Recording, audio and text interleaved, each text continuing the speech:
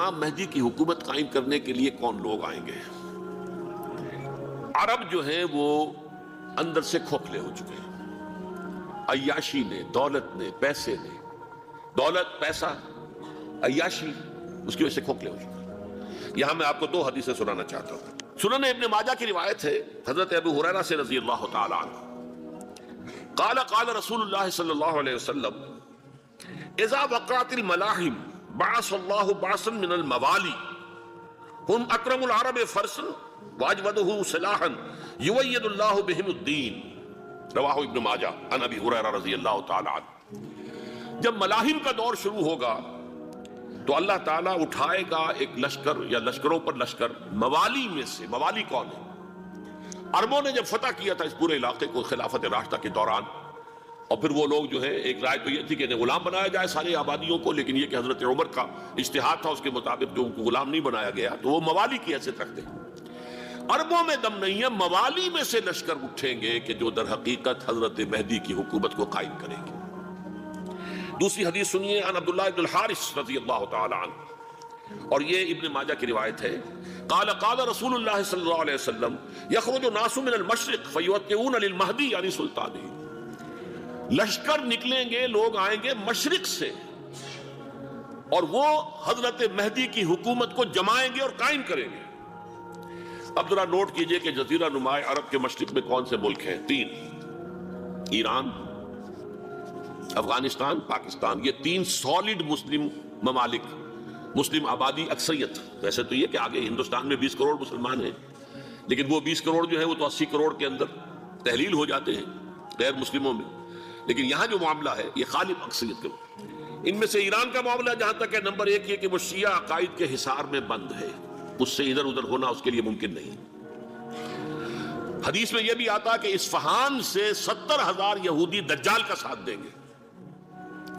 لیکن بہرحال خراسان ایک صوبہ ہے افغانستان کا اس وقت بھی شمال مشرقی کونے میں، مجھے امید ہے وہاں سے خیر کی، کیونکہ خراسان کا لفظ وہاں پہ شامل ہے، اور حضور کی حدیث میں بعد میں آپ کو سناؤں گا کہ خراسان سے فوجیں چلیں گی جو یروشلم کو دوبارہ حاصل کریں گی، فتح کریں گی۔ جیسے پہلے یروشلم کھویا عربوں نے تھا، دوبارہ حاصل کیا تھا کرد نے، کرد خون صلاح الدین ایوبی رحمت اللہ علیہ، ایسے اب پھر عربوں نے کھویا ہے، لیکن لینے والے خراسان سے لشکر آئیں گے۔ یخرج من خراسان رایات سود لا يردها شیء حتی تنصب بإیلیا، خراسان کے علاقے سے کالے علم لے کر لشکر چلیں گے جن کے رخ کو کوئی موڑ نہیں سکے گا جب تک کہ وہ جا کر یروشلم میں نصب نہ ہو جائے۔ اس کے بعد نام آتا ہے پاکستان کا۔ یہ ہے میری اور آپ کی داستان، اور یہ ہے سبب جس کی وجہ سے کہ میں آپ سے یہ گفتگو کر رہا ہوں۔ اصل میں تو کس لیے؟ محض ایک علمی استفادہ، محض اپنی بات آراء کو ظاہر کرنے کا شوق نہیں، بلکہ یہ کہ اپنی ذمہ داری ہم پہچانیں کہ ہم کس مقام پر کھڑے ہیں۔ دیکھیے، اس پاکستان کے بارے میں یا ہندوستان کے بارے میں علامہ اقبال نے کہا تھا اپنے ترانہ ملی میں، میرے عرب کو آئی ٹھنڈی ہوا جہاں سے، میرا وطن وہی ہے، میرا وطن وہی ہے۔ اور مجھے بتایا گیا کہ سنن ابی داؤد میں یہ روایت موجود ہے کہ حضور نے فرمایا کہ ہندوستان کی طرف سے مجھے ٹھنڈی ہوا آتی ہے، اگرچہ مجھے وہ حدیث ابھی نہیں ملی ہے، لیکن حزب التحریر کا ایک کارڈ مجھے ملا تھا، تو اس میں اس حدیث کا اور اس میں ابو داؤد کا روایت کا حوالہ موجود تھا۔ لیکن میں جو چیز آپ کو بتا چکا ہوں وہ یہ کہ الف ثانی کا پورا تجدیدی کارنامہ اس ہندوستان کی سرزمین میں ہوا۔ مجدد الف ثانی شیخ احمد سرندی، شاہ ولی اللہ دہلوی، سید احمد بریلوی، وہ تو ہمارے پاکستان میں آ کر جو ہے ان کا خون جذب ہوا ارض پاکستان میں۔ پھر شیخ الہند مولانا محمود حسن۔ تحریک خلافت چلی تو صرف ہندوستان میں چلی اور کہیں نہیں چلی۔ آزادی کی تحریک چلی پوری دنیا میں، وہ نیشنلزم کی بنیاد پر چلی، ملے نیشنلزم، عرب نیشنلزم، ٹرک نیشنلزم۔ ہمارے ہاں چلی تو اسلام کے نام پر، پاکستان کا مطلب کیا؟ لا الہ الا اللہ۔ پھر پاکستان قائم ہوا معجزے کے طور پر، بلکہ نازل ہوا ہے لیلۃ القدر میں، انا انزلناہ فی لیلۃ القدر، جیسے قرآن نازل ہوا لیلۃ القدر میں، یہ پاکستان بھی نازل ہوا لیلۃ القدر میں۔ اس کا برقرار رہنا ابھی تک معجزہ ہے۔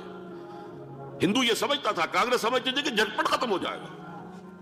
پھر یہ کہ اس کا قرارداد مقاصد کا پاس ہو جانا، مزید بھی اور اضافی دفعات دستور میں آ جانا، اب کمرشل انٹرسٹ کو ربا قرار دے کر حرام قرار دینا، یہ سارے لینڈ مارکس ہیں کہ جو اشارہ کر رہے ہیں کسی چیز کی طرف، معاملہ کدھر جا رہا ہے۔ پھر یہ کہ یہ جو 14ویں صدی کے مجدد تھے شیخ الہند، اس کے بعد سے کچھ ایسی شخصیتیں عظیم پیدا ہوئی ہیں ہند میں جن کو میں سمجھتا ہوں کہ 14ویں صدی کے مجدد اور 15ویں صدی کے مجدد کے درمیان یہ 15ویں صدی کے مجدد کی راہ کو سیدھا کرنے والے، جیسے کہ حضرت یحییٰ نے کہا تھا میں تو آنے والے کا راستہ سیدھا کر رہا ہوں حضرت عیسیٰ کے لیے، ایسے ہی 15ویں صدی کے لیے امام مہدی کے لیے راستہ صاف کرنے والے سب سے پہلے علامہ اقبال، جنہوں نے اسلام کا تصور دین کی حیثیت سے دوبارہ زندہ کیا ہے، ورنہ اسلام ایک مذہب کی شکل اختیار کر چکا تھا۔ پھر مولانا مودودی، مولانا ابوالکلام آزاد حکومت الہیہ کے نعرے کے ساتھ میدان میں آئے۔ یہ اقبال نے جو تصور پیش کیا تھا اس پر عملی جد و جہد کے لیے حزب اللہ قائم ہوئی ہے۔ نوٹ کر لیجئے 11 برس کا فرق ہے عمر کا علامہ اقبال کے اور ابوالکلام کے، اور 1913 میں جب حزب اللہ قائم کیا اس وقت علامہ اقبال کی ملی شاعری اپنے عروج کو پہنچ چکی تھی۔ پھر یہ کہ علامہ اقبال کے بعد تعمیل جو ہے اس کام کی وہ ابوالکلام نے کی، لیکن روایتی علماء کی شدید مخالفت کی وجہ سے وہ بددل ہو کر چھوڑ گئے، کانگریس میں شامل ہو گئے، بساط جو ہے حزب اللہ کی انہوں نے لپیٹ دی۔ پھر مولانا مودودی آئے، انہوں نے وہ ڈور جو ہے اس کا سرا تھاما، جماعت اسلامی قائم کی حکومت الہیہ ہی کے قیام کے لیے، اگرچہ میرے نزدیک یہ کہ وہ انتخابی اور ایک قومی سیاست کی ایک جماعت بن کر پاکستان میں جو ہے دلدل میں پھنس گئی ہے۔ اب ہم اس کی کوشش کر رہے ہیں، تنظیم اسلامی اور یہ تحریک خلافت جس کے تحت یہ جلسہ ہو رہا ہے، یہ ساری چیزیں وہ ہیں کہ آپ کو سوائے پاکستان کے اور کہیں نہیں ملیں گی پوری دنیا میں۔ معلوم ہوتا ہے کہ پاکستان کو بہت بڑا رول پلے کرنا ہے اس میں، اور اس کے ساتھ اب جمع کر لیجئے افغانستان کی عمارت افغانستان، اسلامی عمارت افغانستان قائم ہو چکی ہے۔ یہ پچھلے 20 سالوں میں جو کچھ وہاں ہوتا رہا ہے اس سے پہلے تصور نہیں ہو سکتا تھا۔ علامہ اقبال کے فرزند بھی دیکھ کر آئے ہیں، تو اگرچہ وہ خود میں سمجھتا ہوں کہ خاصے انہیں آپ لبرل کہیں، آزاد خیال کہیں، لیکن اس درجے متاثر ہو کر آئے تھے کہ انہوں نے یہ کہا افغانستان میں جو میں نے حالات دیکھے ہیں کہ اگر 2-4 اور مسلمان ملکوں کے اندر یہ نظام قائم ہو جائے تو پوری دنیا مسلمان ہو جائے گی۔ یہ سب کچھ کیسے ہو رہا ہے؟ یہ آنے والے دور کی جھلکیاں ہیں۔ Coming events are casting their shadows before. یہ سب بتا رہے ہیں کہ پاکستان افغانستان کو مل کر اس میں کوئی عظیم رول پلے کرنا ہے، اور اس کے ضمن میں اب میں علامہ اقبال کے بارے میں آخری بات کہہ رہا ہوں۔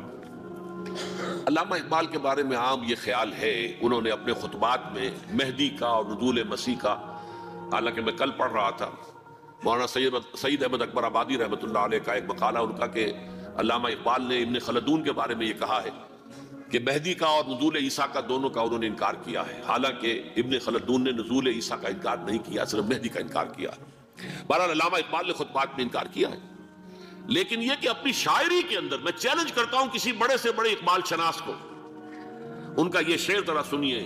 خضر وقت از خلوت دشت حجاز آید بروں، کارواں زی وادی دور و دراز آید بروں۔ خضر وقت، امام وقت، رہنمائے وقت، قائد وقت، خلوت دشت حجاز، حجاز کی صحرا کی کسی خلوت گزینی سے نکل کر باہر آئیں گے۔ میں حیران ہوتا ہوں علامہ کے اس فکر پر اور اس مصرے پر۔ یہاں انہوں نے شیعہ اور سنی دونوں کے کانسیپٹ جمع کر دیے۔ شیعہ کا کانسیپٹ یہ چھپے ہوئے کسی غار میں وہاں سے برآمد ہوں گے، اور ہمارا کانسیپٹ میں ام سلمہ رضی اللہ تعالیٰ عنہ کی حدیث سنا چکا، چھپے ہوئے ہوں گے وہ وہاں پر، مدینے سے نکل کر آ کر مکے میں چھپ جائیں گے۔ اس خانہ جنگی کی حالت میں لوگ ان کی طرف دیکھ رہے ہوں گے، سوچتے ہوں گے انہیں میدان میں آنا چاہیے، کوئی پارٹ پلے کرنا چاہیے، امت کی رہنمائی کرنی چاہیے، لیکن وہ چھپیں گے، وہ کارے ہوں گے، وہ اس ذمہ داری کو قبول نہیں کرنا چاہیں گے، جا کے چھپ جائیں گے مکے میں، وہاں سے مکے والے انہیں نکالیں گے، اور وہ کارے ہوں گے، انہیں بالکل یہ پسند نہیں ہوگا کہ یہ ذمہ داری اٹھائیں۔ تو خضر وقت از خلوت دشت حجاز آیت بروں، کارواں زی وادی دور و دراز آیت بروں۔ کارواں جو چلے گا ان کی مدد کے لیے اس وادی دور و دراز، اس زی عظیم وادی دور و دراز، یہ وادی سندھ ہے۔ وادی سندھ جو ہے ہم سمجھتے ہیں کہ صرف یہ پاکستان اور پنجاب جو ہے یہ اس میں شامل ہے، سندھ اور پنجاب نہیں، افغانستان کا پورا مشرقی علاقہ اس میں شامل ہے۔ جیسے دریائے جہلم سندھ میں جا رہا ہے، جیسے دریائے گلگت سندھ میں آ کر ملتا ہے، جیسے دریائے چناب اور راوی اور جہلم اور یہ سب جا رہے ہیں اور آ رہے ہیں، اسی طرح دریائے کابل کہاں سے آ رہا ہے، دریائے گومل کہاں سے آ رہا ہے، ٹوچی کہاں سے آ رہا ہے، یہ سارا جو ہے ڈرین جو ہو رہا ہے ایسٹرن جو ہے پارٹ آف افغانستان، یہ سب وادی ہے۔ اس وادی کے یہ دو حصے ہیں، ایک حصہ جو ہے یہ ادھر پاکستان میں ہے اور اسی وادی کا دوسرا حصہ جو ہے وہ افغانستان میں ہے۔ کارواں زی وادی دور و دراز آیت بروں، کارواں چلے گا یہاں سے، یخرج ناس من المشرق یؤتون للمہدی یعنی سلطان ہی، مشرق سے فوجیں چلیں گی کہ جو مہدی کی حکومت قائم کریں گی، اور یخرج من خراسان رایات و سود، اور خراسان سے سیاہ پرچم چلیں گے کہ جن کا رخ کوئی موڑ نہیں سکے گا، حتیٰ تنصب بإیلیا، یہاں تک کہ وہ جا کر یروشلم کے اندر نصب ہو جائیں گے۔ حضرات، میں ایک میری گفتگو کا حصہ باقی تھا لیکن میں اسے چھوڑ رہا ہوں، اس لیے کہ گلوبلائزیشن جو اس کی ہوگی، جو خلافت علی منہاج النبوہ کی تجرید کامل حضرت مہدی کے ہاتھوں عرب میں ہوگی، اس سے پہلے اس کے لیے محنت، کوشش، جد و جہد پاکستان اور افغانستان میں ہو چکی ہوگی جو اسے سپورٹ کرے گی اور وہاں جا کر حکومت قائم کرے گی۔ اس کے بعد گلوبلائزیشن کا جو مرحلہ اس کا ہے وہ حضرت مہدی کے ہاتھوں نہیں ہے، وہ حضرت عیسیٰ ابن مریم ان کے نزول کے بعد ہے، جن کے نزول کے بعد دجال کا خاتمہ ہوگا اور یہودیوں کا استحصال ہوگا۔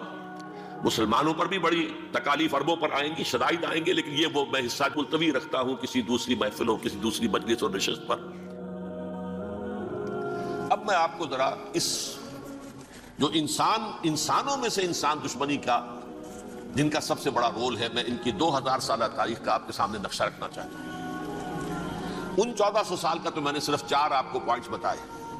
موسیٰ سے عیسیٰ تک 1400 برس علیہ الصلوۃ والسلام، 2 مرتبہ عروج، 2 مرتبہ زوال، اشیریوں کے ہاتھوں پٹوائی، بابلیوں کے ہاتھوں پٹانا، گریکس کے ہاتھوں مرمت، رومنز کے ہاتھوں مرمت۔ یہ جو 2000 سال ہیں، کیونکہ اب تو ظاہر بات ہے 21ویں صدی شروع ہو گئی، 20 صدیاں حضرت مسیح کو پوری ہو گئی۔ پہلی بات نوٹ کیجئے، حضرت مسیح کی پیدائش ہے سن 1 قبل مسیح۔ یہ نقطہ آپ نے کبھی سنا ہے یا نہیں؟ جب ملینیم کا سلسلہ شروع ہوا تھا پچھلے سال تو میں نے بیان کر دیا تھا کہ ایک عجیب حساب کے اندر انہوں نے غلطی کی ہوئی ہے۔ حضرت مسیح کی پیدائش ہوئی 25 دسمبر کو، سن انہوں نے شروع کر دیا، اس کے بعد جنوری آئی تو پہلا سال شروع ہو گیا۔ اگر جنوری سے پہلا سال شروع ہوا تو یہ 6 دن جو ہے تو اس کے پچھلے سال میں تھے، لہذا کہا جائے گا کہ Jesus Christ was born 1 year before Christ BC۔ تو 1 قبل مسیح میں حضرت مسیح کی پیدائش ہوئی۔ یہ آخری اسرائیلی نبی اور رسول۔ یہودی علماء کی مخالفت، دشمنی، سولی پر چڑھوا دینا میں بیان کر چکا ہوں۔ سن 33 عیسوی میں جبکہ حضرت مسیح کی عمر 33 برس تھی، اللہ تعالیٰ نے انہیں زندہ آسمان پر اٹھا لیا، لیکن یہودیوں نے اپنے خیال کے مطابق انہیں سولی پر چڑھوا دیا، ان کی موت واقع ہو گئی۔ اگرچہ اس کے بعد یہ اختلاف ہے ان میں، یہودی کہتے ہیں وہ سولی پر چڑھ گیا، ختم ہوا، مر گیا، عیسائی کہتے ہیں نہیں، انتقال ہوا ہے مسیح کا صلیب پر، لیکن پھر وہ دوبارہ زندہ ہو گئے ہیں۔ ان کی لاش ایک غار میں رکھ دی گئی تھی، وہاں ریزریکشن ہو گیا، ان کا باعث بعد الموت وہی ہو گیا، اور پھر انہیں اللہ نے زندہ آسمان پر اٹھا لیا۔ تو ہمارے اور عیسائیوں کے درمیان نوٹ کر لیجئے، یہ چیز مشترک ہے کہ حضرت مسیح آسمان پر زندہ اٹھائے گئے۔ فرق کیا ہے؟ وہ سمجھتے ہیں کہ سولی دیے گئے، سولی پر مرے، پھر زندہ ہوئے، پھر گئے۔ ہم سمجھتے ہیں کہ نہیں، وما صلبوہ وما قتلوہ، انہوں نے نہ صلیب دے سکے انہیں اور نہ انہیں قتل کر سکے، بل رفع اللہ الیہ، اللہ نے اٹھا لیا۔ پھر ہمارا اور یہ اس کا عیسائیوں کا ایک اور اتفاق ہے، سیکنڈ کمنگ آف جیسس، حضرت مسیح دوبارہ آئیں گے، یہ عیسائیوں کا بھی عقیدہ ہے اور ہمارا بھی۔ بہرحال تو جیسا کہ میں نے عرض کیا کہ اس وقت یہ عذاب استیصال، عذاب اکبر کے مستحق ہو چکے تھے، لیکن اللہ نے ان کی مدت دراز کی ہے، لیکن ان پر دنیاوی عذاب کا ایک کوڑا جو ہے اللہ تعالیٰ کی طرف سے اسی وقت برسا۔ دنیاوی عذاب دنیا میں رہتے ہوئے ختم نہیں کیا گیا۔ 37 برس بعد حضرت مسیح کے رفع سماوی کے 37 برس بعد سن 70 میں یہودیوں نے بغاوت کی رومیوں کے خلاف۔ رومی ٹائٹس جنرل تھا ایک، اس نے پھر جو حملہ کیا ہے، 1,33,000 یہودی ایک دن میں قتل کیا یروشلم، اور ہیکل سلیمانی گرا دیا۔ وہ ہیکل پہلے بھی گرا تھا، پہلے 1400 سال کے دوران میں بھی نبوکڈنضر نے گرایا تھا، لیکن پھر اس کے 150 سال بعد انہوں نے دوبارہ بنا لیا تھا، اس لیے وہ اسے سیکنڈ ٹیمپل کہتے ہیں۔ پہلا ٹیمپل جو حضرت سلیمان نے بنایا تھا، نبوکڈنضر نے گرا دیا 587 قبل مسیح میں، پھر دوبارہ انہوں نے 150 سال کے بعد بنا لیا۔ وہ اس تاریخ کا حصہ ہے میں نے جس کے بارے میں آپ کو تفصیل نہیں بتائی. اس میں یہ ہوا سن 70 میں وہ گرا دیا گیا, وہ آج تک گرا پڑا ہوا ہے. نمبر 2 یہ کہہ دیا گیا کہ یہودیوں اس ارض فلسطین سے نکل جاؤ, تم یہاں نہیں رہ سکتے. لہذا جس کا جہاں سینگ سمایا چلا گیا, یورپ میں چلے گئے, ایشیا میں آ گئے, عرب میں آ گئے. یہ 3 قبیلے جو رات بھی میں نے عرض کیا تھا, بنو قینقاع, بنو نذیر اور بنو قریظہ, یہ وہاں سے آ کے مدینے میں آباد ہو گئے. جس کا جہاں سینگ سمایا, افریقہ میں, ہندوستان میں, جہاں چلے گئے. ڈایاسپورا اسے کہتے ہیں, وہ آپ نوٹ کر لیجیے اس لفظ کو, ڈایاسپورا. ہمارا دور انتشار, جبکہ ہمیں ہماری اصل سرزمین تو فلسطین ہے. حضرت ابراہیم کا مسکن, حضرت اسحاق, حضرت یعقوب کا مسکن فلسطین, یہ ہے ہماری اصل جاگیر, یہ تو ہماری جدی پشتی جاگیر ہے. لیکن یہاں سے نکال دیے گئے سن 70 عیسوی میں, اور وہاں سے لے کے 1917 تک ان کا ڈایاسپورا جاری رہا. یہ دور انتشار. اس دور انتشار کے چند حصے ہیں جس کو میں چاہتا ہوں کہ آپ علیحدہ علیحدہ سمجھ لیں. دور انتشار کا جو پہلا جو ہے تقریباً 300 برس رومی حکمران تھے. وہ یہودیوں کے بھی دشمن تھے اور عیسائیوں کے بھی دشمن تھے. عیسائی اور یہودی ایک دوسرے کے بھی دشمن تھے, لیکن رومی سمجھتے تھے کہ یہ ایک ہی تھیلی کے چٹے بٹے ہیں. رومیوں کے نزدیک عیسائی بھی یہودیوں ہی کا ایک فرقہ تھے, کوئی علیحدہ مذہب تو تھا ہی نہیں. لہذا رومی جو ہیں رومنز, وہ ان دونوں کو ستاتے تھے, مارتے تھے, اور یہ آپس میں لڑتے تھے. یہودی عیسائیوں کو مارتے تھے, عیسائی یہودیوں کو مارتے تھے. یہ ہے 300 برس تک کی تاریخ. سن 300 عیسوی میں کیا ہوا, ایک معجزہ ہو گیا. بہت عظیم ایمپرر کانسٹینٹائن, قسطنطین اعظم, رومن ایمپررز میں سے بہت بڑا ایمپرر, وہ عیسائی ہو گئے. اب تو معاملہ بالکل تلپٹ ہو گیا, پوری سلطنت عیسائی ہو گئی. اب عیسائیوں کے عیش ہو گئے اور یہودیوں پہ مار پڑنی شروع ہوئی. اب عیسائیوں کا آپ خود سوچئے کہ جنہیں وہ خدا بنا بیٹھے ہیں, خدا کا بیٹا قرار دے رہے ہیں, ان کے قاتل کون؟ یہودی بدماش. لہذا ان کی وہ پٹائی شروع ہوئی ہے یورپ میں, پوری رومن امپائر میں. انہیں ذلیل کیا گیا, شہروں میں آمد بند, علیحدہ رہو, گھیٹوز کے اندر رہو. یہودی کا نام جو ہے وہ گالی بن گیا, جیسے آج بھی یہودی گالی کہتے ہیں, جیسے خنزیر کا لفظ. وہ بھی اللہ کی مخلوق ہے, لیکن آپ کو معلوم ہے کوئی شخص زبان پہ نام نہیں لانا چاہتا خنزیر کا, سور کا. ہے تو مخلوق, وہ بھی ایک حیوان ہے. ایسے ہی ہے یہودی, یہودی گالی, جیوٹ گالی. لہذا ایک طرف تو ان دونوں کے درمیان دشمنی, جس کو قرآن کہتا ہے وَأَغْرَيْنَا بَيْنَهُمُ الْعَدَاوَةَ وَالْبَغْضَاءَ, ہم نے ان کے مابین دشمنی جو ہے پیدا کر دی ہے. اور جب یہ پوری سلطنت عیسائی ہو گئی تو قافیہ تنگ ہو گیا یہودیوں کا. اب آئیے 571 عیسوی, یعنی جبکہ ڈایاسپورا کو کتنا عرصہ ہو چکا تھا, 500 برس.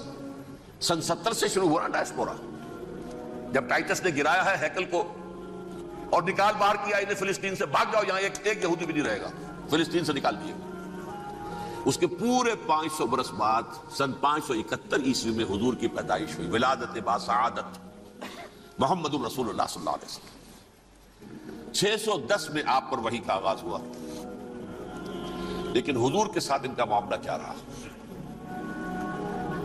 اول تو جبکہ حضور ابھی مکے ہی میں تھے, یہودیوں نے ریشہ دوانیاں شروع کر دی حضور کے خلاف.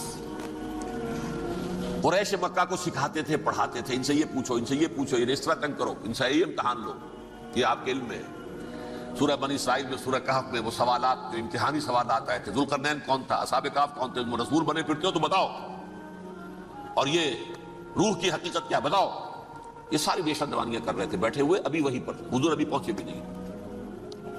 ہجرت فرما کر حضور تشریف لے آئے تو حضور نے, جسے ماسٹر سٹروک کہا جائے گا, یعنی اسٹیٹس مین شپ کا ماسٹر سٹروک, آپ نے مدینے میں آتے یہودیوں کے ساتھ پیکٹ کر دیا, جوائنٹ ڈیفنس پیکٹ آف مدینہ, کہ اگر مکے والے ہم پر حملہ کریں گے تو ہم مل جل کر ایک قوم کی حیثیت سے مقابلہ کریں گے. یہ میثاق مدینہ کہلاتا ہے, جس کے بہت غلط معنی پہنائے جا رہے ہیں آج کل. بہرحال میں موضوع میرا چونکہ یہ نہیں, میں ادھر نہیں جاؤں گا. لیکن ہوا کیا, ہر مرتبہ یہ خیانت کے مرتکب ہوئے, ان نے جو عہد کیے تھے ان سے پھرے، اندر ہی اندر سازش ریشہ دوانی، حضور کی بدترین دشمنی۔ سورہ نساء کی آیت نمبر 12 میں 14 میں 13 میں فرمایا ہے لا تزال تطلع علی خائنۃ منہم، اے نبی ہمیشہ آپ کے علم میں ان کی طرف سے خیانتیں، بدیانتیاں آتی رہیں گی، اور بار بار وہ مسلسل جنگ کی آگ بھڑکاتے تھے، قریش کو دعوت دیتے آؤ آؤ آؤ ہم اندر سے بغاوت کر دیں گے، تم آؤ تو صحیح، ختم کریں محمد کو اور اہل ایمان کو صلی اللہ علیہ وسلم رضی اللہ تعالیٰ عنہ اجمعین۔ لیکن پھر جب وہ آتے تھے تو یہ دبک جاتے تھے، ان میں ہمت نہیں تھی، میدان کے مرد نہیں رہے تھے۔ یہ سورہ حشر میں ان کا نقشہ کھینچا گیا ہے، کھلے میدان میں مقابلے کی اس کے اندر صلاحیت ہی نہیں ہے، یہ تو فصیلوں کے پیچھے سے، جیسے عورتیں کہیں دیہات میں لڑائی ہوتی ہے تو مرد جو ہے گلیوں میں لڑتے ہیں، عورتیں اوپر سے پتھر پھینکتی ہیں، بس وہ کام یہ کر سکتے تھے، من ورائے جدر، فصیلوں کے پیچھے سے، جنگ میں میدان میں نہیں آ سکتے۔ بہرحال قرآن مجید میں ہے یہ سورہ مائدہ کی آیت نمبر 64 کلما اوقدوا نارا للحرب اطفاها اللہ، اکثر و بیشتر مواقع پر تو یہ جب آگ بھڑکاتے تھے جنگ کی، اللہ اسے بجھا دیتا تھا۔ لیکن بہرحال اس کے باوجود جنگیں ہوئی، غزوہ بدر، غزوہ احد ہوئی کہ نہیں، یہ ساری اصل شرارت نہیں، اور اس کے نتیجے میں حضور نے پھر ایک ایک کر کے 3 قبیلوں کو سزا دی۔ غزوہ بدر کے فوراً بعد بنو قینقاع نکالے گئے مدینے سے، غزوہ احد کے فوراً بعد بنو نذیر نکالے گئے، اور غزوہ احزاب کے بعد بنو قریظہ نکال دیے گئے۔ یہ تو میں نے آپ کے سامنے رکھ دیا صرف حضور کے زمانے میں ان کا کیا رویہ رہا، دشمن۔ رات بھی ہم نے وہ آیت پڑھی تھی لَتَجِدَنَّ أَشَدَّ النَّاسِ عَدَاوَةً لِلَّذِينَ آمَنُوا الْيَهُودُ وَالَّذِينَ أَشْرَكُوا، اہل ایمان کی دشمنی میں شدید ترین تم پاؤ گے یہودیوں کو اور مشرکین، مشرکین بھی بعد میں ہے، پہلے یہودی۔ حضور کے بعد کیا ہوا آپ یہ نوٹ کیجئے، یہ ان کی تاریخ کا دوسرا دور ہے۔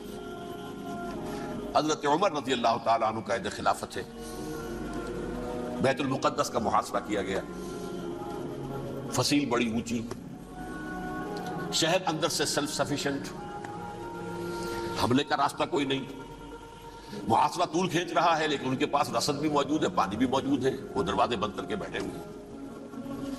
بالآخر اللہ تعالیٰ کی مشیت کا ظہور کیسے ہوا، ان کے کچھ علماء آئے فصیل پر، کہا دیکھو مسلمانوں تم قیامت تک بھی یہاں پڑے رہو گے محاصرہ کر کے، ہمارا یہ شہر فتح نہیں ہوگا۔ ہاں ایک درویش بادشاہ کے ہاتھوں یہ شہر فتح ہونا ہے، لیکن تمہارے اندر ہمیں وہ نظر نہیں آ رہا۔ ابو عبیدہ بن الجراح رضی اللہ تعالی عنہ امین هذه الامہ، ان کا فوراً ذہن گیا وہ درویش بادشاہ مدینے میں بیٹھا ہوا ہے عمر رضی اللہ تعالی۔ اب ایک اور عمر بھی ہے جو قندار میں بیٹھا ہے، نقشہ وہی ہے، سادگی کی حد تک نقشہ وہی ہے، بالکل وہی، اپنی آنکھوں سے دیکھا وہی سادگی۔ عمر اول عمر ثانی تھے عمر بن عبدالعزیز۔ اب ایک اللہ کے فضل سے اللہ تعالیٰ ایدہ اللہ بنصرتہ، اللہ تعالیٰ ان کی نصرت فرمائے، دشمنوں کو ان کے مقابلے میں نیست و نابود کرے۔ انہوں نے ریکویسٹ بھیج دی کہ حضور تشریف لائیے، یہ شہر فتح ہو جائے گا۔ وہ ہے سفر تاریخی، اتنا طویل سفر، تقریباً 700 میل، ایک اونٹ، ایک خادم، ایک منزل پہ امیر المومنین اوپر بیٹھے، خادم آگے چل رہا ہے، اگلی منزل پہ خادم اوپر بیٹھا ہے، امیر المومنین آگے جا رہے ہیں۔ اور جب پہنچے ہیں تو وہ باری تھی خادم کی، انہوں نے ہاتھ جوڑ دیا حضور خدا کے لیے تم کیا کہیں گے لوگ، وہ میرا برا حال کر دیں گے، تمہیں شرم نہیں آئی، امیر المومنین پیدل آگے چل رہے ہیں نکیل پکڑ کر، اور تم بیٹھے ہو اوپر براجمان ہو۔ حضرت عمر فرمایا الدور دورک، نہیں باری تمہاری ہے، بیٹھ۔ اس حال میں پہنچے ہیں، اور پھر یہ کہ ابو عبیدہ بن الجراح آئے ہیں، استقبال کیا ہے تو دیکھا ہے اس حال میں چلے آ رہے ہیں، عمر نکیل پکڑے ہوئے چلے آ رہے ہیں، اور کہتے ہیں کہ کہیں کیچڑ ویچڑ تھا، جوتے خراب ہو گئے تھے، وہ بھی اتار کے ہاتھ میں پکڑے ہوئے، کپڑے تو تھے ہی پھٹے ہوئے۔ انہوں نے کہا بھی حضرت ابو عبیدہ نے، دیکھیے یہ بڑا متمدن ملک ہے، بڑا مہذب علاقہ ہے یہ، آپ ذرا حلیہ اپنا دوست فرما لیں تب جا کے پیش ہم آپ کو کریں گے۔ آپ نے فرمایا نحن قوم اعزنا اللہ بالاسلام، ہم وہ قوم ہیں جنہیں اللہ نے عزت دی ہے اسلام کے ذریعے سے، کپڑوں کے ذریعے سے نہیں، دولت کے ذریعے سے نہیں۔ اسی حال میں گئے ہیں، اوپر سے انہوں نے کھڑے ہو کر نشانیاں دیکھی ہیں، اپنی کتابیں کھولی، ہاں یہ وہی ہے، اچھا لو جی سرنڈر، شہر تمہارے ہاتھ میں۔ خون کا ایک قطرہ نہیں بہا اور بیت المقدس فتح ہو گیا۔ لیکن اس وقت حضرت عمر نے ایک نرمی یہ کی کہ یہودیوں کے لیے بھی اسے اوپن سٹی قرار دے دیا. یہ احسان عظیم حضرت عمر کا. اس سے پہلے یہودی آ ہی نہیں سکتا تھا، داخل ہی نہیں ہو سکتا تھا، وہاں وہ آ کر وزٹ نہیں کر سکتا تھا، زیارت نہیں کر سکتا تھا اپنے مقدس مقامات کی. حضرت عمر نے یوں سمجھیے کہ تقریباً 550 برس کے بعد ان کے لیے راستہ کھولا ہے کہ ہاں تم آ سکتے ہو، زیارت کر سکتے ہو. لیکن یہ عیسائیوں نے لکھوایا معاہدے کے اندر، انہیں یہاں آپ آباد ہونے کی اجازت نہیں دیں گے، لیکن کم وزٹ دی پلیسز، دیکھیں زیارتیں کریں اور جائیں. یہ معاہدہ حضرت عمر کا ہے رضی اللہ تعالیٰ، جو پھر خلافت راشدہ کے بعد بنو امیہ نے بھی اس کو آرڈر کیا، بنو عباس نے کیا. پھر جو ہمارے یہ ترکوں میں اندر خلافت آئی تو ترک خلفاء نے بھی اس معاہدے کی پوری پابندی کی. فلسطین میں آ سکتے ہیں یہودی صرف زائرین کی حیثیت سے، وہاں آباد نہیں ہو سکتے. اب آئیے اگلا دور آیا حضرت عثمان کا دور خلافت. یہ ہے وہ وقت کہ اب یہود نے امت مسلمہ کی پیٹھ میں چھرا کھولا.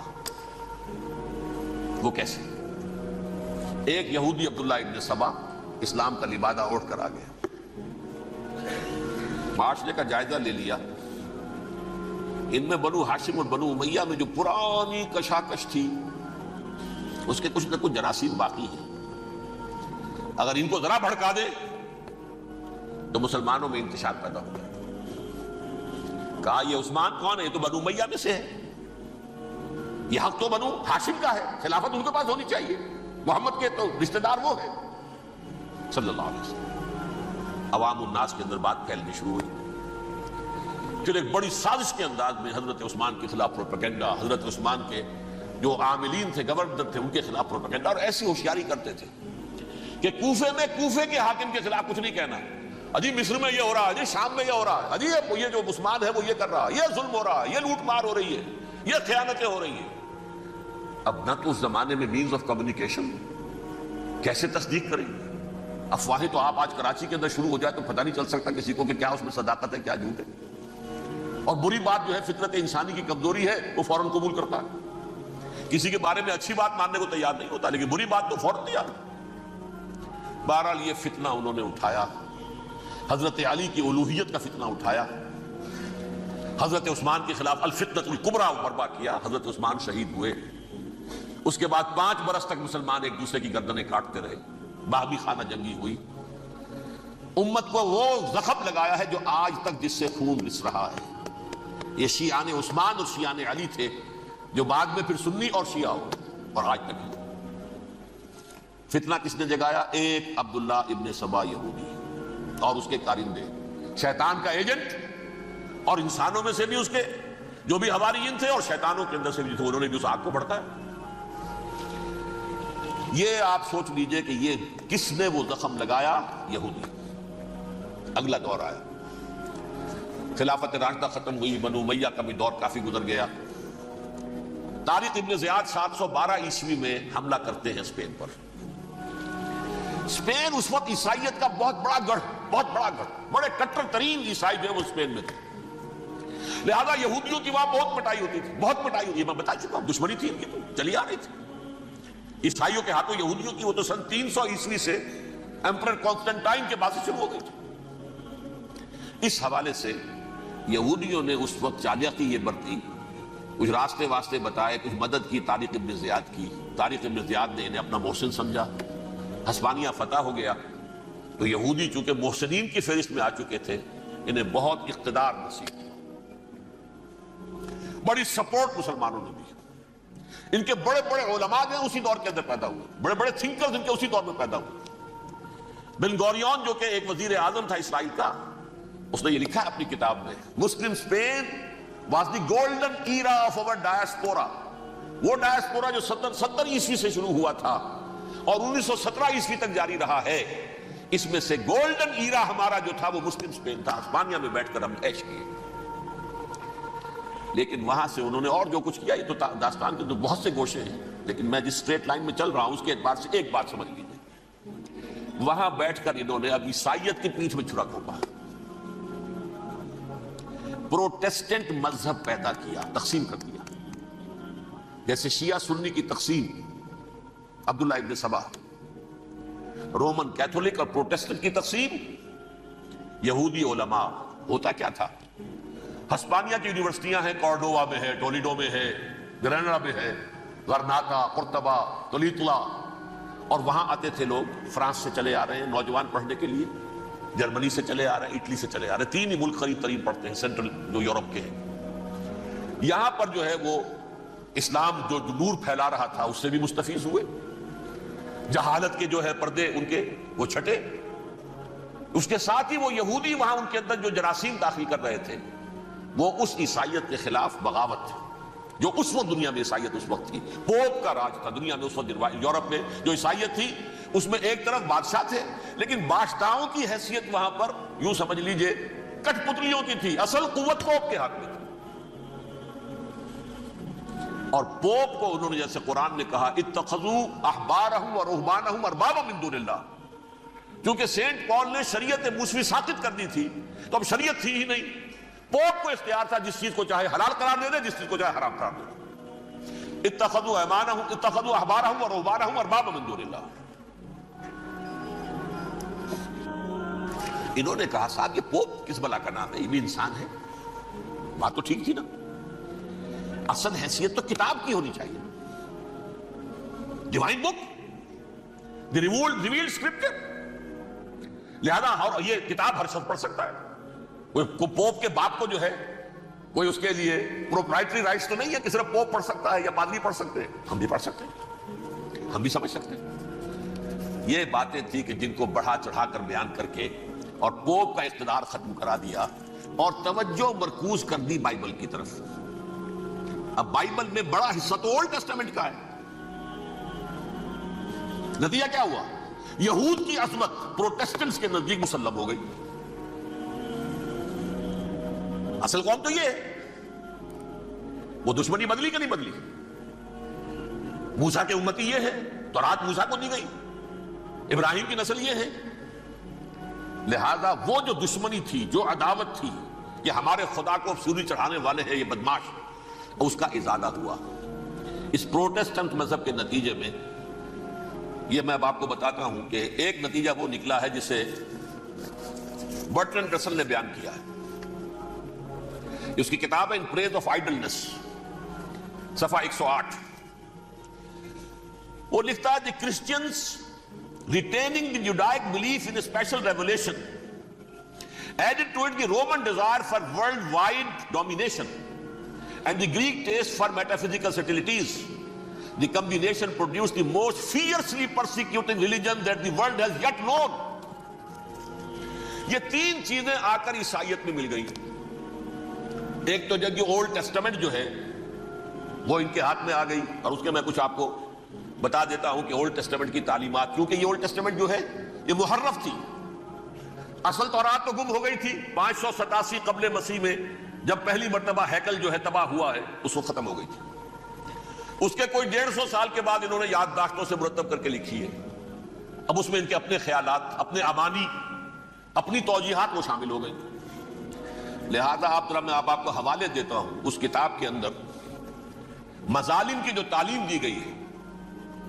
اہل کتاب نے اپنے مظالم قتل عام کے جواز کے لیے تورات میں تبدیلیاں کی اور پیغمبروں پر دہشت ناکی اور بدترین حرام کاری کے الزامات لگائے. سنیے، پہلا حوالہ ہے یہ گنتی باب 31 آیات 17-18.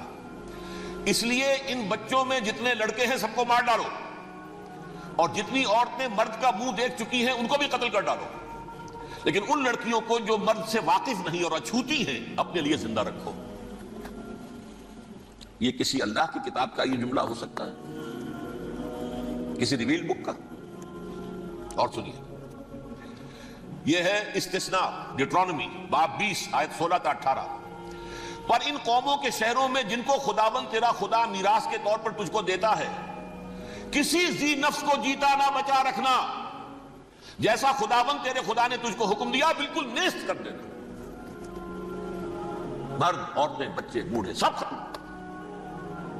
یہ کتاب مقدس ہے. اور سنیے، سیموئیل باب 27 آیت نمبر 9. اور داؤد نے اس سرزمین کو تباہ کر ڈالا اور عورت مرد کسی کو جیتا نہ چھوڑا.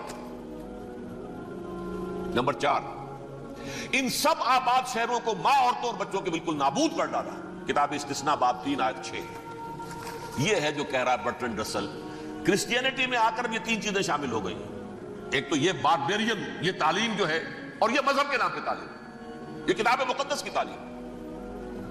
نمبر 2، رومنز کے اندر جو ایک تمنا تھی ورلڈ ڈومینیشن کی، وہ عیسائیت کے اندر آ گئی، اس لیے کہ پوری رومن امپائر جو ہے عیسائی ہو گئی، اسے وراثت کے اندر ورلڈ ڈومینیشن کی جو ایک تمنا تھی وہ مل گئی۔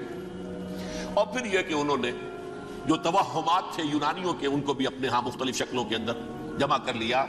ان 3 چیزوں کا the combination produced the most fiercely persecuting religion that the world has yet known۔ اس کے نتیجے میں دنیا میں تاریخ انسانیت کے اندر جو بدترین خوخار ترین مذہب ہو سکتا ہے، وہ شکل عیسائیت نے اختیار کی۔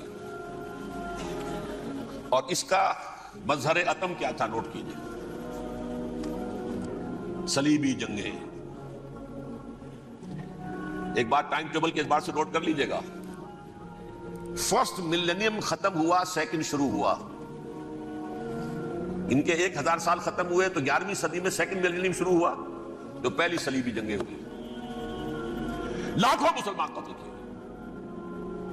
صرف یروشلم کے اندر اتنا خون بہایا ہے کہ خود ان کے ہسٹورینز لکھتے ہیں کہ جب ان صلیبیوں نے، جب گھوڑوں کے ساتھ وہ چل رہے تھے گلیوں میں، تو ان کے گھوڑوں کے گھٹنوں تک خون کی ندی بہ رہی تھی۔ جہاں سے گزرے ختم کرتے چلے گئے، آبادیاں کی آبادیاں ختم کر دی۔ اگرچہ اس کروسیڈ میں گیہوں کے ساتھ گھن بھی پسا، یہودی بھی بہت مارے گئے۔ یہ فرانس سے، جرمنی سے جب یہ کروسیڈرز آ رہے تھے، 3000 میل کا سفر طے کر کے آئے تھے۔ سوچئے تو صحیح، اربن ثانی پوپ جو تھا، آگ لگا دی تھی اس نے پورے یورپ کے اندر، شرم سے ڈوب مرو، تمہارے مقدس علاقے مسلمانوں کے ہاتھ میں، انفیڈلز، یہ کافر، یہ مرتد، یہ ملحد۔ مسیح جہاں پیدا ہوا، مسیح کو جہاں سولی دی گئی، وہ کہاں ہے؟ ان کے ہاتھ میں۔ وہ آگ لگائی ہے، 3000 میل کا فاصلہ طے کر کے یہ قومیں آئی ہیں وہاں، اور جو تباہی مچائی ہے تاریخ انسانی میں ایسی بربریت کی کوئی مثال۔ اور یہ ان کے اپنے ہسٹورینز لکھتے ہیں شرم کے بارے میں، ایسے محسوس ہوتا ہے جیسے ان کی گردنیں جھکی جا رہی لکھتے ہیں۔ اگرچہ بھٹکے ہوئے ہیں، لیکن کبھی بھولی ہوئی منزل بھی یاد آتی ہے راہی کو، اور بھٹکے ہوئے آہو کو پھر سوئے حرم لے چل۔ اس کی ضرورت ہے مسلمان کو پھر اس کا مقصد یاد دلایا جائے۔ پاکستان اس لیے نہیں بنایا گیا تھا کہ ہمارے ہاں ٹاٹے اور برلے نہیں تھے تو ہمارے پاس اس کے بھی باپ وجود میں آ جائیں، اس لیے تو نہیں بنایا گیا تھا۔ پاکستان اس لیے نہیں بنایا گیا تھا کہ جاگیرداروں کی جاگیرداریاں محفوظ ہو جائیں، پاکستان اس لیے تو نہیں بنایا گیا تھا۔ اور یہ کہ نمازیں اور مسجدیں تعمیر ہو جائیں، مسجدیں تو امریکہ میں تعمیر ہو رہی ہیں، عالی شان سے عالی شان، اس لیے پاکستان نہیں بنا تھا۔ آج بھی مسلمان، میں معذرت سے عرض کر رہا ہوں مولانا سے، آج بھی بھارتی مسلمان کی ایوریج نمازی ہونے کے اعتبار سے پاکستانی مسلمان سے کہیں بہتر۔ آج بھی برقع نظر آ جائے گا تو ہندوستان میں نظر آ جائے گا۔ میں نے اپنی آنکھوں سے دیکھا چند سال پہلے، جب مکہ مسجد حیدرآباد دکن میں 3 دن مسلسل میری تقریریں ہوئی ہیں، 10,000 مرد اور 5,000 خواتین، اور ان میں سے کوئی بغیر برقعے کے نہیں تھی۔ ایک سیلاب نظر آ رہا تھا برقعوں کا کہ جب جلسہ ختم ہوا ہے رات کے 12 بجے 3 دن تک متواتر۔ یہاں کہاں نظر آئے گا برقع آپ کو؟ یہاں تو جس کے پاس 2 پیسے ہو گئے اس نے سب سے پہلے برقع اتار کے پھینک دیا۔ معلوم اچھی طرح سمجھ لیجئے، یہ چیزیں تو وہاں زیادہ ہیں یہاں کی نسبت۔ اصل ضرورت تھی کہ یہاں اس نظام کو قائم کیا جائے، وہ نظام عدل اجتماعی، وہ جس میں حریت ہو، جس میں عام آدمی بھی خلیفہ وقت کو ٹوک سکے۔ یہ کرتا کیسے بن گیا؟ ایک خاتون بھی کھڑی ہو کر دامن پکڑ لے، عمر تمہیں کیا حق ہے کہ ہمارے مہر کے اوپر پابندی لگا رہے ہو، جبکہ اللہ نے نہیں لگائی۔ اللہ قرآن میں قنطارہ کا لفظ استعمال کر رہا ہے۔ ڈھیروں سونا دے دے کوئی شخص اپنی بیوی کو مہر کے اندر، طلاق دیتے وقت اس میں سے کچھ نہیں لے سکتا، آپ کون ہوتے ہمارے حق کے اوپر پابندی لگانے والے؟ اور عمر نے کہا، آج ایک بڑھیا نے وہ اب عمر کو دین سکھایا، آرڈیننس واپس۔ حضرت سعد بن ابی وقاص رضی اللہ تعالی عنہ جو فاتح ایران تھے، وہ گورنر ایسے ہی نہیں بن گئے تھے ریوڑیاں بٹی ہو اور گورنری مل گئی ہو، وہ تو خود فاتح تھے ایران کے، اس لیے گورنر تھے۔ صرف ایک پرچہ پہنچا ہے بارگاہ خلافت میں، حضرت عمر فاروق کے پاس انفارمیشن آئی، سعد نے اپنے گھر کے باہر ڈیوڑی بنا لی ہے اور ایک دربان کھڑا کر دیا ہے، حضرت بلال کو بھیجا ہے رقعہ دے کر، اور یہ حکم تھا کہ بلال پہلے تو جاتے ہی ڈیوڑی میں آگ لگا دینا، پھر یہ رقعہ دینا میرا۔ اور رقعے میں لکھا ہوا تھا، ہے سعد لوگوں کو ان کی ماں نے آزاد جانا تھا، تم نے انہیں اپنا غلام کب سے بنا لیا ہے؟ یہ دربان کھڑے کر دیا اپنے آگے. وہ حریت، وہ مساوات کہ جا رہا ہو خلیفہ وقت اور چارج لینے جا رہا ہے بیت المقدس کا، کوئی ذاتی علاج کے لیے نہیں جا رہا، سیر و سیاحت کے لیے نہیں جا رہا، چارج لینے کے لیے بالکل سرکاری وزٹ ہے، آفیشل وزٹ ہے، اسٹیٹ وزٹ ہے. اور حال کیا ہے؟ 700 میل کا فاصلہ طے کرنا اور ایک اونٹنی، کوئی انٹوریج نہیں، کوئی خدم و حشم نہیں، کوئی جمبو جٹ بھرے ہوئے نہیں، کچھ نہیں، ایک اونٹنی، ایک خادم.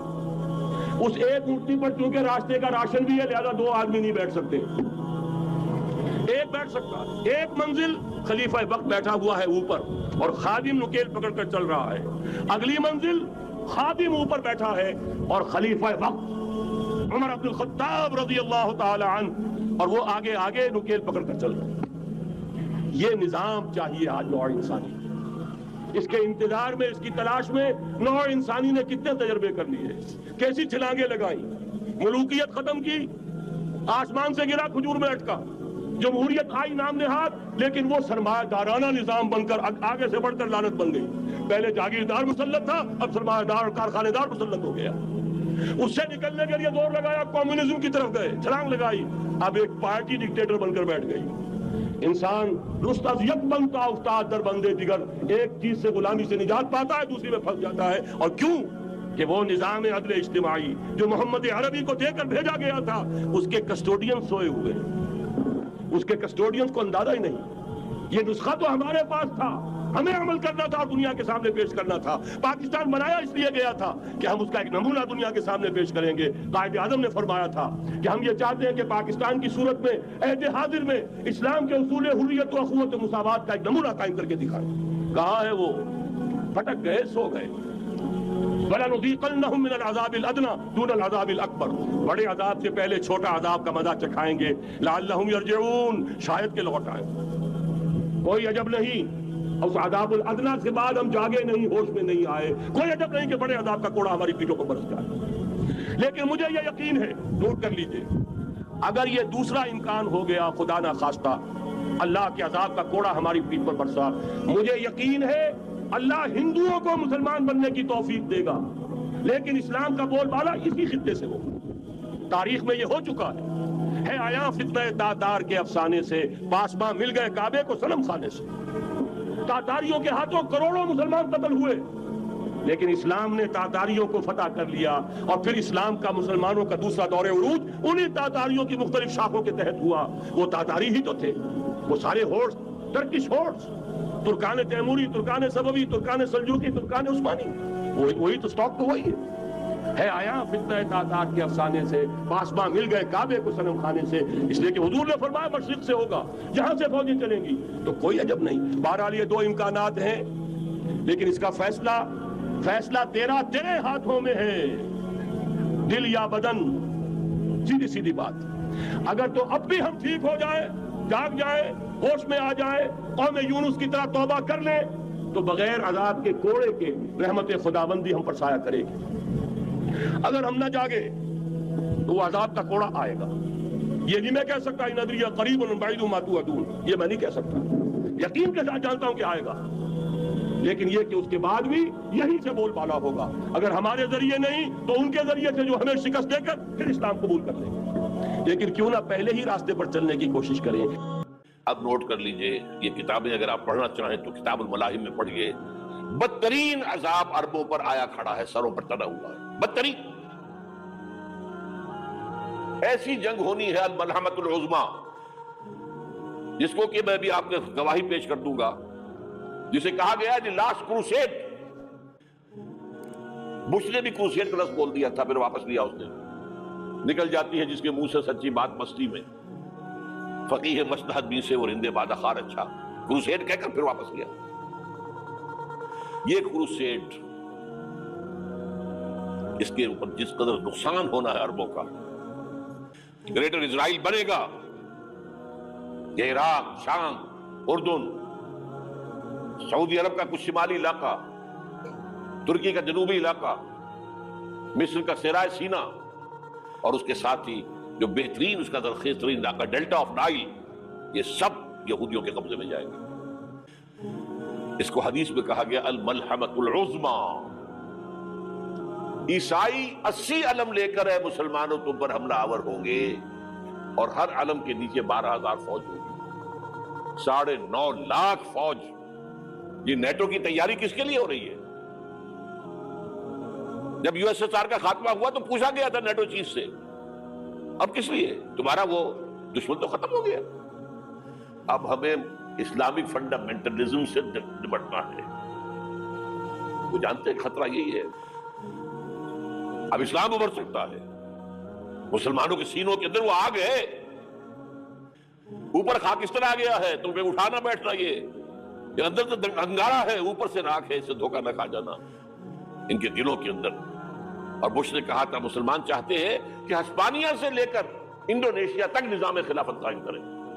اور میں حیران ہوا تھا کہ اس کمبخت کو ہسپانیہ کا خیال کیسے آ گیا. ہمیں تو کبھی آتا ہی نہیں. اب ہم تو بھول گئے. وہ تو 500 برس پرانی بات ہے جبکہ وہاں سے ہمیں نکال دیا گیا تھا. اگرچہ اقبال نے کہا تھا ہے ارض فلسطین پہ یہودی کا اگر حق، ہسپانیہ پر حق نہیں کیوں اہل عرب کا. ہسپانیہ میں تو 800 سال حکومت کی مسلمانوں نے، اور ابھی 500 برس سے گزرے ہیں نا. یہودی تو ارض مقدس سے 2000 سال نکالے گئے. انہیں ناکہ آباد کیا گیا، عربوں کے سینے میں خنجر پھونک دیا گیا. وہ چھوٹا سا ملک جو چاہتا کرتا، کوئی پوچھنے والا نہیں. امریکہ جیسے اپنے بیٹے کی حفاظت کرے ویسے کرتا اس کی. اور حضور نے فرمایا ہے وہ جنگ جب ہوگی تو ایک باپ کے اگر 100 بیٹے ہوں گے تو 99 ختم ہو جائیں گے، ایک بچے گا. یہ حدیث ہے، حدیث صحیح. اور آپ نے فرمایا ویل للعرب من شر قد اقترب. عربوں کے لیے ہلاکت ہے، عربوں کے لیے بربادی ہے اس شر سے جو قریب آ چکی ہے. اور آج جس طرح انہوں نے ان کی تہذیب کو اختیار کر لیا، دبئی جا کر دیکھیے بدترین مغربی معاشرہ جو ہے وہ دبئی کے اندر ہم نے قائم کر کے دکھا دیا. اب سعودی عرب اس راستے پر بڑھ رہا ہے. اور اس کے بعد نمبر 2 پر جو ہے ہم پاکستانی ہیں. لیکن میں اس کے وہ پہلی بات جو کہہ رہا ہوں وہ تو یقینی ہے، اس میں تو احادیث صحیحہ موجود ہے. اگرچہ اس کے بعد پانسا پلٹے گا، پھر حضرت مہدی کا ظہور ہوگا، حضرت عیسیٰ کا نزول ہوگا، اور وہ گریٹر اسرائیل گریٹر گریو یارڈ بنے گا یہودیوں کا. ایک ایک یہودی قتل ہوگا اور دفن ہوگا. یہ بات میں ہونا ہے. میں پہلی بات میں فرض کر رہا ہوں. وہ پانسا پلٹے گا جب پلٹے گا. ابھی جو سامنے ہے وہ کیا ہے؟ جس ملحمۃ العظما کہا حضور نے، جسے آرمگیڈون کہتے ہیں عیسائی. آرمگیڈون کی اگر کہیں جا کر آپ دیکھیں گے، آپ ڈکشنری میں مانی تو کیا لکھا ہے؟ A very big war which will be fought between the forces of evil and good before the end of this world. اس دنیا کے خاتمے سے پہلے خیر اور شر کی قوتوں کے درمیان بہت بڑی جنگ ہوگی. ارمجدون اسے کہتے ہیں عربی میں، اور آرمگیڈون اسے کہتے ہیں انگریزی کے اندر. اور یہ بائبل کی آخری کتاب کے اندر ہے، جو اس میں کہ مکاشفات یوحنا، ریولیشنز آف سینٹ جان. یہ تو میں کہہ رہا ہوں یقین کے ساتھ، اور زیادہ دور نہیں آیا چاہتا ہے. اس لیے کہ یہودیوں کا اور عیسائی جو کنزرویٹوز ہیں، نیو کنزرویٹوز، ان کا 5 نکاتی ایجنڈا ہے متفق علیہ، جس کے تحت یہ جنگ صلیبی شروع کی گئی ہے. تو سن لیجئے آپ. آرمگیڈون نمبر 1، گریٹر اسرائیل قائم ہو جانا اس کے نتیجے میں نمبر 2، مسجد اقصی اور قبۃ الصغریٰ کو گرانا نمبر 3، وہاں 3rd ٹیمپل، وہ مسجد جو حضرت سلیمان نے بنائی تھی 1000 قبل مسیح میں، پھر برباد کی تھی نبوکدنضر نے، دوبارہ بنائی گئی، پھر دوبارہ ختم ہوئی 70 عیسوی تک گری پڑی ہے. ان کا خانہ کعبہ گرا ہوا ہے 70 عیسوی سے لے کر آج تک. ایک دیوار ہے ویلنگ وال، جہاں جاتے ہیں روتے ہیں پیٹتے ہیں ماتم کرتے ہیں، وہاں وہ بنے گا 3rd ٹیمپل. اور نمبر 4، اس میں لا کر رکھا جائے گا تخت حضرت داؤد کا. یہ تخت کہاں ہے اس وقت؟ یہ لندن شریف کے اندر جو ان کی پارلیمنٹ کا جو چرچ ہے، ویسٹ منسٹر ایبے، اس میں رکھا ہوا. ایک پتھر تھا جس پر بٹھا کر حضرت داؤد کی تاج پوشی ہوئی، پھر حضرت سلیمان کی ہوئی، پھر وہ پتھر رکھ دیا گیا جب حضرت سلیمان نے بنایا ہیکل مسجد اقصیٰ، وہاں رہا وہ۔ ہر بادشاہ جو تھا یہودی اسی کے اوپر بٹھا کر اس کی تاج پوشی ہوتی تھی۔ سن 70 میں ٹائٹس نے گرایا اسے ہیکل کو، وہ پتھر لے گیا، وہاں سے روم گیا، روم سے آئرلینڈ گیا، آئرلینڈ سے اسکاٹ لینڈ آیا، اسکاٹ لینڈ سے انگلینڈ آیا، اور اب وہ رکھا ہوا ہے 14ویں صدی عیسوی سے آج تک وہ ویسٹ منسٹر ایبے میں رکھا ہوا، ایک کرسی کی سیٹ میں اسے بنا دیا گیا ہے تخت کی شکل میں۔ اب انگریزوں میں کوئی ملکہ ہو، کوئی بادشاہ ہو جس کی بھی تاج پوشی ہونی اس میں ہو، یہ لا کر رکھا جائے گا تھرڈ ٹیمپل میں، اور اس پر یہودیوں کے خیال کے مطابق ان کا مسیحا آئے گا جو مسیح دجال ہوگا۔ عیسائیوں کے خیال کے مطابق حضرت عیسیٰ آئیں گے، وہ ہمارا بھی خیال حضرت عیسیٰ آئیں گے علیہ السلام۔ بہرحال یہ تو بعد کی باتیں ہیں نا، اس وقت جو میں عرض کر رہا ہوں عربوں پر بہت بڑا عذاب، اور پاکستان کا معاملہ البتہ یہ ہے، میں یقین سے نہیں کہہ سکتا، ہینگنگ ان دی بیلنس، ہو سکتا ہے اللہ تعالیٰ ہم پر رحم فرمائے، ہو سکتا ہے اگرچہ اس کی کوئی شرائط ہوگی۔ چمن کے مالک اگر بنا لیں موافق اپنا شعار، اب بھی چمن میں آ سکتی ہے پلٹ کر چمن سے روٹھی بہار، اب بھی ہو سکتا ہے۔ اور یہ بھی ہو سکتا ہے کہ اللہ تعالیٰ نے معجزانہ طور پر ہمیں ملک دیا، ہم نے اللہ سے بدعہدی کی، وعدہ خلافی کی، غداری کی، لہذا سزا دی جائے اور ہم سے یہ ملک چھین لیا جائے۔ اٹس جسٹ پاسبل، دور نہ سمجھے، انہونی بات نہ سمجھے۔ جو گھیراؤ ہو رہا ہے آپ کے مغرب میں نیٹو فورسز اور مشرق میں بھارت فورسز، بھارتی فورسز گدھوں کی طرح بیٹھے ہوئے انتظار کر رہے ہیں پاکستان اور ڈسٹیبلائز ہو جائے، یہاں اور بدامنی ہو جائے۔ اب لاہور میں پھر آج دھماکے ہو گئے ہیں، 2 دن پہلے کا دھماکہ میں سہ کے آیا ہوا ہوں، آپ کے سامنے بیٹھا ہوں، وہ جانے بچی ہیں۔ جو ہماری اکیڈمی کا حشر ہوا میں آپ کو نہیں بتا سکتا یہ سارا کیوں ہو رہا ہے، تاکہ یہاں بدامنی ہو جائے اور ہمیں جواز مل جائے، مغرب سے نیٹو فورسز داخل ہو جائیں، مشرق سے بھارتی فورسز آ جائیں اور ہمارے ایٹمی دانت توڑ کر اور پھر ہمیں بھارت کے سامنے ڈال دیا جائے۔ Now do as you like۔ یہ ان کا نقشہ ہے، ہوگا کیا وہ اللہ جانتا ہے، ہوگا وہ جو اللہ چاہے، لیکن اللہ کا چاہنا جو ہے وہ کس پر منحصر ہے؟ یہاں انقلاب برپا کرو، یہاں اسلام لاؤ، اگر دھندوں میں لگے رہو گے تو وہ خود بخود نہیں آ جائے گا انقلاب۔ صحابہ نے جانیں دی تھی، کتنی تکلیفیں اٹھائی تھی، 12 برس تک مکی دور کے اندر با نشہ درویشی در ساد و دمادم زن، جو پختہ شبی خدرہ بر سلطنت جم سن۔ یوم طائف یاد ہے جو حضرت عائشہ فرماتی ہیں کہ میں نے پوچھا تھا حضور سے کہ یوم احد سے زیادہ سختی بھی آپ پر کبھی آئی؟ یوم احد پر کیا ہوا تھا؟ تلوار کا وار پڑا تھا آپ کے چہرہ مبارک، یہ جو رخسار کی ہڈی ہے اس کے اندر وار گیا ہے، اوپر خود کی 2 کڑیاں تھیں وہ اس میں گھس گئیں، 2 دندان مبارک شہید ہوئے۔ وہ خود کی کڑیاں ایک صحابی نے اپنے دانتوں سے پکڑ کر کھینچنے کی کوشش کی، دانت نکل گئے، وہ نہیں نکلی، کیا جتن کر کے نکالی گئی ہوگی تو خون کا فوارہ آیا، اتنا خون گیا ہے کہ آپ بے ہوش ہو گئے، گر گئے، اور مشہور یہ ہو گیا کہ آپ کا انتقال ہو گیا، شہادت ہو گئی۔ یہ سیرت کبھی پڑھی ہے؟ حضرت عائشہ کے ہوش کا تو یہی دور تھا نا، یوم طائف میں جو آپ کی کیا تھی، بچی تھی، انہیں کیا پتا کیا ہو رہا ہے حضور کے ساتھ۔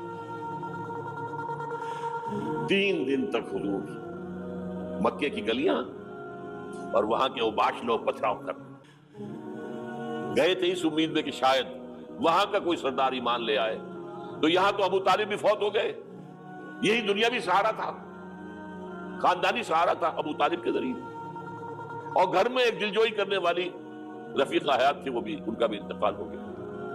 آپ نے کہا یہ عام الحزن ہے، اب تو سب کو طے ہو گیا قریش کو کہ اب جیسے قتل کر دو، اسی لیے آپ گئے طائف، شاید وہاں کا کوئی بڑا سردار مانے ایمان لے آئے مجھ پر تو میں اپنا مرکز ادھر شفٹ کر دوں۔ تینوں سے ملے ہیں، تینوں نے وہ جواب دیے، نکل جاؤ یہاں سے، میں تمہارے ساتھ بات بھی کرنے کو تیار نہیں۔ اچھا تمہارے سوا کوئی نہیں ملا تھا اللہ کو نبی بنا کر بھیجنے کے لیے؟ دیکھو جاؤ، میں بات نہیں کرنا چاہتا، ہو سکتا ہے میں بے عزتی کر بیٹھوں، واقعی تم اللہ کے نبی ہو تو میں مارا جاؤں گا، جاؤ جاؤ جاؤ۔ یہ سلوک محبت کے ساتھ ہوا۔ اور پھر چھوکروں کو، اسٹریٹ ارچنز جنہیں آپ کہتے ہیں، اشارہ کیا تھا خبر لو ان کی، پتھراؤ ہو رہا ہے، ساتھ کوئی ہے ہی نہیں، ایک آدمی صرف زید ابن حارثہ۔ اب سامنے سے پتھر آ رہے ہیں تو حضرت زید آگے آ جاتے ہیں، ڈھال بنتے ہیں، مجھے لگے پتھر وضو کو رکھ، آپ پیچھے سے آ رہے ہیں، چاروں طرف سے تو ڈھال نہیں بن سکتا، جسم لہو لہا، خون جا کر جوتیوں میں جم گیا ہے، جوتی اترنی نہیں۔ پھر وہاں سے واپسی پہلے دعا مانگی ہے، اللہم الیک اشکو ضعف قوتی وقلت حیلتی وہوانی علی الناس، اے اللہ تیری جناب میں فریاد لے کر آیا ہوں اپنی قوت کی کمی کا، اپنے وسائل کی کمی کا، اور جو ذلت و خواری ہو رہی ہے لوگوں کے سامنے، الا من تکلنی، مجھے کس کے حوالے کر دیا، الا بعیدی یتجہمنی، یہ میرے اوپر ہجوم کر کے آ جائے، حملہ کرے، اور عدو من لگتا امرے، یہ دشمن کے حوالے میرا معاملہ کیا، جو چاہے کرتے وہ۔ لیکن پھر ابدیت غالب آتی ہے، ان لم یکن علی غضبک فلا ابالی، اللہ اگر تو ناراض نہیں ہے تو مجھے کوئی پرواہ نہیں، سر تقدیم خم ہے جو مزاج یار میں آ، مجھے اندیشہ یہ ہے کہ تو ناراض تو نہیں ہو گیا۔ یہ تکلیفیں جھیلی ہیں، سینکڑوں صحابہ نے جانوں کا نذرانہ پیش کیا ہے، احزاب کی جنگ میں فاقوں پر فاقے ہو رہے تھے، اور ان فاقوں کی حالت میں خندق کھودنے کا حکم ملا ہے، لوگوں کی کمریں دوہری ہو رہی ہیں، پتھر باندھے ہیں اپنے پیٹوں سے، اپنے چادروں کے ساتھ کس کر کمر دوہری نہ ہو جائے۔ اور جب صحابہ کدالیں چلا رہے ہیں تو کیا کہہ رہے ہیں؟ نحن الذین بایعوا محمدا علی الجہاد ما بقینا ابدا، اللہم لا عیش الا عیش الاخرہ۔ صحابہ کہتے تھے ہم وہ لوگ ہیں جنہوں نے محمد سے بیعت کی ہے کہ جہاد کرتے رہیں گے جب تک جان میں جان نکل جائے تو بات اور، جان ہے، چاہے ابھی بھوک سے کمر دوڑی ہوئی جا رہی، جان تو ہے۔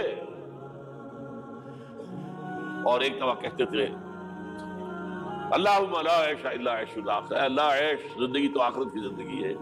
اور حضور فرماتے تھے، حضور کے بیٹھے ہوئے نہیں تھے گاؤں تکیہ لگا کر، پتھر اٹھا کر خندق میں سے لے جا کے باہر پھینک رہے تھے۔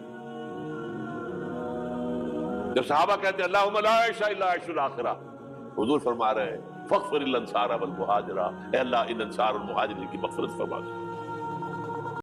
السلام علیکم ورحمۃ اللہ وبرکاتہ۔ مزید اسلامک بیانات سننے کے لیے ہمارے اس چینل امن کا رستہ کو سبسکرائب کیجیے، شکریہ۔